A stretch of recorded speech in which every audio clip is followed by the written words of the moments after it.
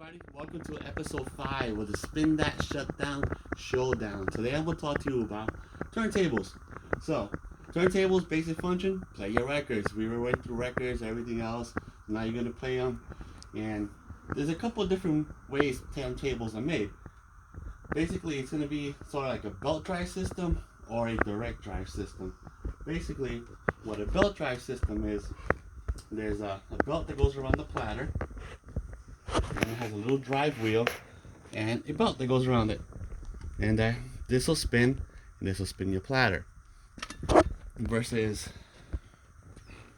a direct drive system, in where no belt is done, but there's actually a motor with a magnet that actually spins the turntable around, and that's how that gets turned around. So turntables, like I said, basically to play your records, but what they have is different features with that, and that's kind of like separates turntables one from another. And the prices on turntables range wildly. I mean, there's tables that are kind of like these in the $100 range, and they go up to many thousands of dollars. So, and that's because of the features they have and the way they kind of built. This one here, it has a couple features which has 33 and 45 controllers.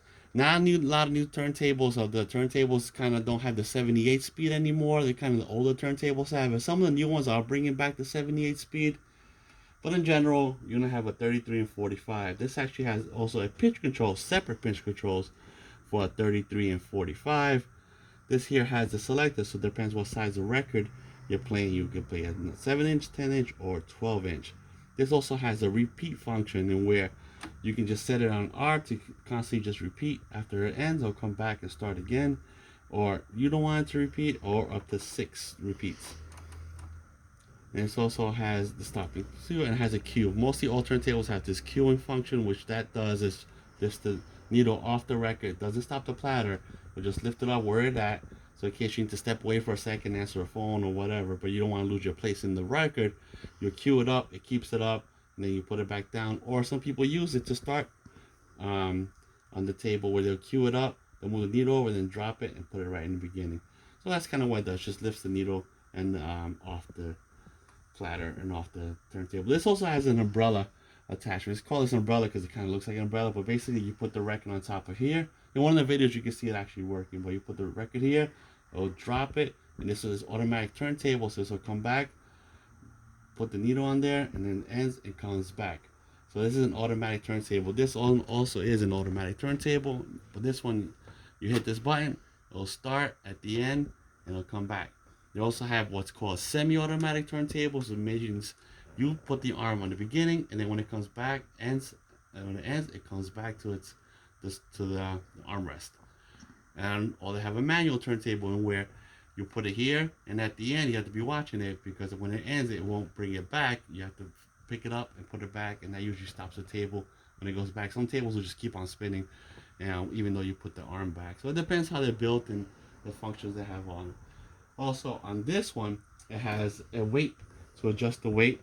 So sometimes when you have different needles and different cartridges and different head shells, they have a different weight requirement. So we'll talk a little bit more about needles, cartridges on the next episode, but this has an adjustment for that. This also has an anti-skate, so this actually prevents the arm from skating across the record and keeping nice even tracking.